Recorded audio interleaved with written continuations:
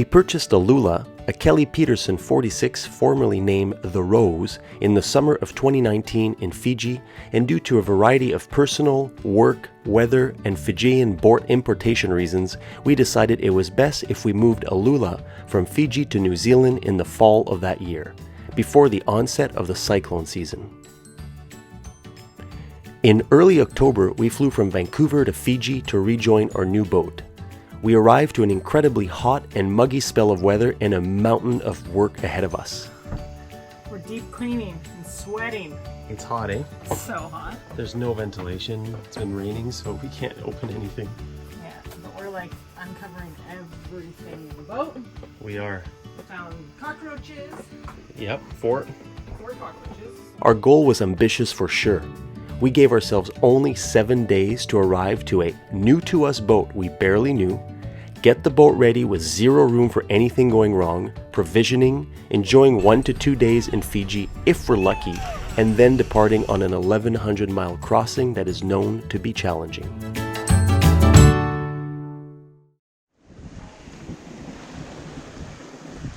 Being relatively inexperienced, totally inexperienced ourselves in offshore sailing, we had recruited the help of our Kiwi friends from the Raft of Radness for this trip. Google Raft of Radness, Desolation Sound for the backstory. Jimmy and his dad own a boat and have cruised extensively across the Atlantic and the Caribbean. Annie is the absolute most positive and enthusiastic person in the world and a real surf goddess. Guy, also known as Guyzy, is a mad dog skateboarder. He's also the only person we've ever met who can dive like a spawning salmon. Wait, what? Yup. Spawning salmon. Before we get on with the story, bear with me for a quick how-to strategy overview on sailing from Fiji to New Zealand. This is a wind map for an area in the South Pacific approximately 6,500 kilometers in width, east-west direction, by 4,000 kilometers in height, north-south direction. Fiji is located over here, New Zealand is located over here, and on the leftmost part of the map is the east coast of Australia. And this treacherous body of water here is the famed Tasman Sea. This middle purple part with no wind arrows here is the center of the high-pressure system. There's no wind in the center. High-pressure systems are good because they usually mean nice, clear weather. Because the high-pressure system rotates counterclockwise in the southern hemisphere, it creates the easterly-southeasterly trade winds north of the center of the high. The easterly tropical trade winds are what sailing dreams are made of. South of the center of the high, we find the westerly-northwesterly lower latitude trade winds. It can be gnarly sailing down there. The strategy is to depart Fiji at the beginning of a high-pressure system and to head into the building easterly trade winds. The first few days are glorious trade wind sailing. These were truly the best sailing days of our lives. Eventually, you hit the center of the high-pressure system. There, the wind dies and you usually end up motoring for 1 to 2 days. After that, you really need to be careful. There's a high likelihood of a nasty low pressure coming off the Tasman Sea to wreck your day. These are no joke. Many sailors have perished in these waters in freak storms. If you know you will be sailing into a low pressure system approaching New Zealand, if you can help it and it's not too late for you, the goal is to stop and wait at latitude 30 south, about right here, to let the system pass below you and continue sailing on afterwards. That is what we ended up doing on our crossing. We hove to for 18 hours or so right there and waited for the worst of a strong gale to pass below us. Using our satellite phone for real-time weather updates, we chose to sneak in right behind the peak of the low with the goal of getting some good but strong winds to carry us to New Zealand. We encountered the wildest conditions of our crossing with 35 knots of wind and 4-meter seas. You then continue sailing all the way to New Zealand, where most sailboats choose to check in at Opua in Bay of Islands. But we chose instead to head another 100 kilometers south to Whangarei, renowned to have some of the best boat facilities in the South Pacific.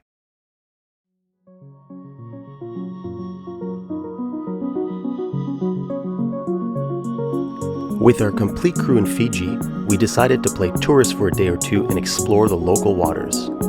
Our itinerary saw us visiting the floating Cloud9 bar, where we spent a few hours frolicking and making new friends.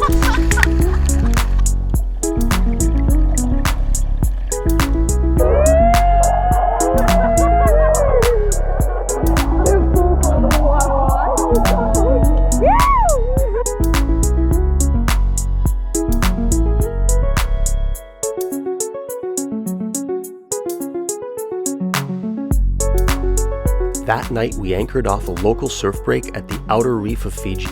The water was crystal clear and we were able to paddle out to the surf break directly from our boat. Check that off my bucket list.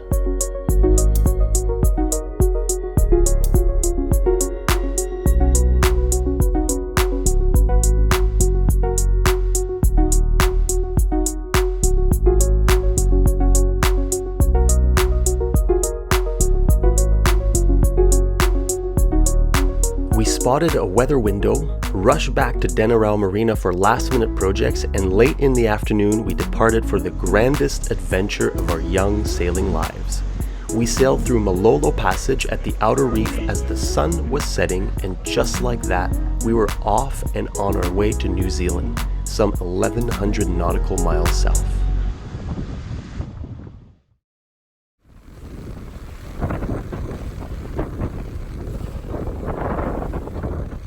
Our first waypoint was Seva Era Reef, 270 miles southwest of Fiji. Jimmy had met a guy at a bar, and over drinks he shared that this tiny speck of a sand beach surrounded by reefs was proven tuna fishing grounds. Part of the Republic of Fiji, this little coral reef has been the site of many wrecks over the years, with 2 of them still visible on the island. Show up at dawn, our bar friend said. Find where the birds are fishing and you're pretty much guaranteed to catch some fish. It was exactly as he said, and we quickly proceeded to lose 3 lures, hooking what must have been monster fish. Ultimately, we created a wire leader and our luck finally changed. Yeah, there we go. Bang on, I reckon. Run! Bang on! Alright team, come on! Woo!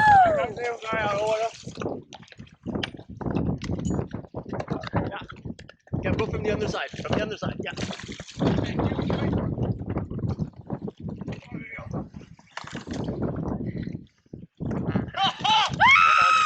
Real good. Try to get in. Holy! Oh, He broke the gas. Broke the What else? Holy!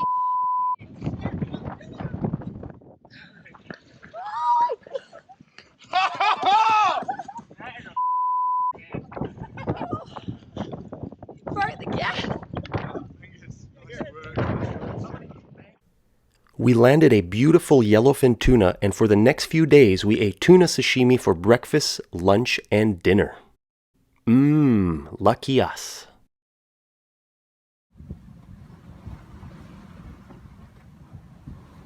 Having fulfilled our fishing ambitions, we continued south in glorious trade winds.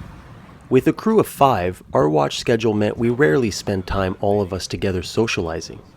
However, we really looked forward to our late afternoon captain's hour where we all shared a single beer each and recounted tall tales of the day.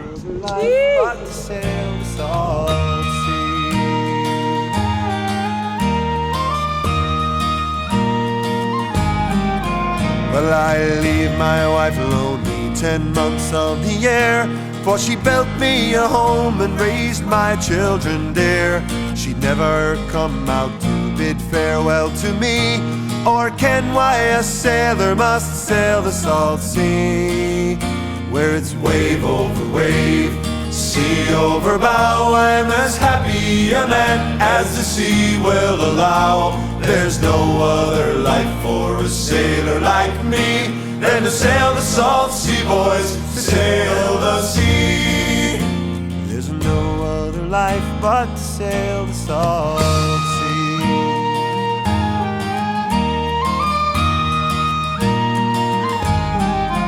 Ah, the work I crossed another item off my bucket list the 2 times we were completely becalmed and we swam in 9,000 feet of water.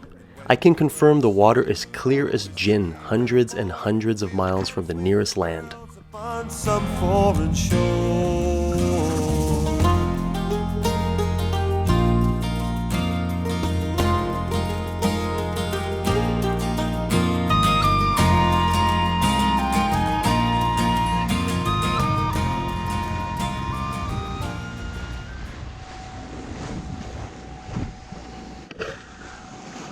After 4 or 5 days at sea, we started approaching the center of the high and the winds died down.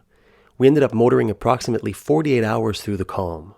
These were relaxing days. Felt like we were on a beach holiday, minus the sand.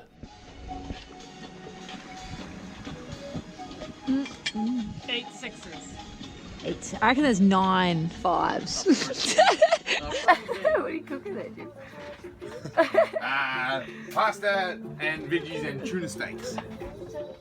2019 Fiji New Zealand catchphrases. It has such things as take it easy, but take it. That is Keep it professional and call my mom in Virginia, tell her I'm straight. Just keep adding to it. Spa day. Spa day on the back of the boat, Yeah. It's quite nice. mid-South Pacific. Oh, and you're like filing your nails. We're due a wine if you're free. Yeah, a nice rosé. Chill. Yeah. Jimmy had proposed a daily poetry reading to be delivered at Captain's Hour. Sometimes I'm interviewed and they want to hear about life and literature. And I get drunk and hold up my cross-eyed, shot, run-over, detailed cat before them and say, look at this! But they don't understand. And they say something like,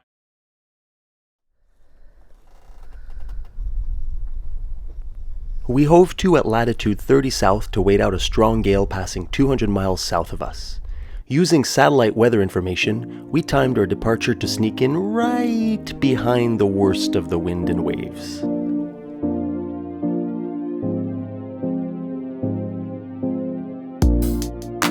We were clearly no longer in the tropics, and as we approached New Zealand, the air and water temperature became much colder.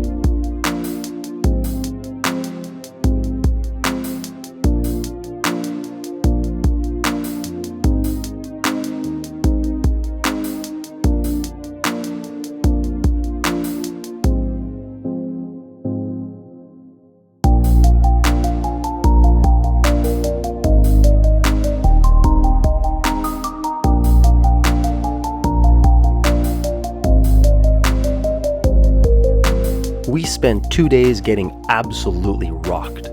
I must confess, even after 9 days at sea, the motion got the better of me and I fed the fishies. Through it all though, Alula performed flawlessly. Her kindly motion kept us feeling safe all the while we were moving fast.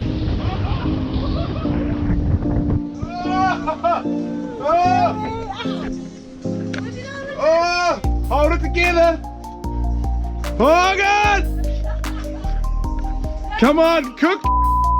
Cook!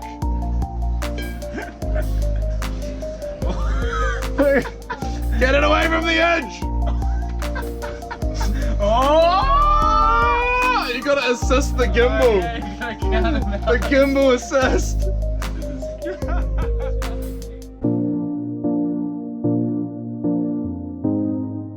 I smelt the sweet smell of forest and earth before I even saw land. I really did. It was like what I read in the books. We hoped to arrive in Whangarei by 4 p.m. to check in with customs, but a wicked 30-knot wind shifted on our nose and had us battling for every last mile of our 11-day crossing.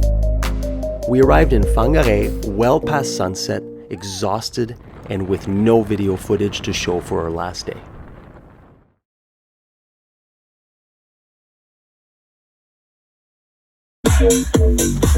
We had a wild party that night, just the 5 of us.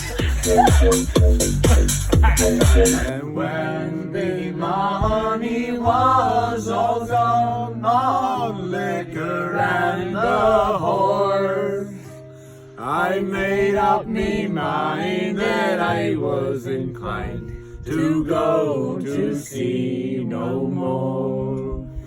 No more, no more.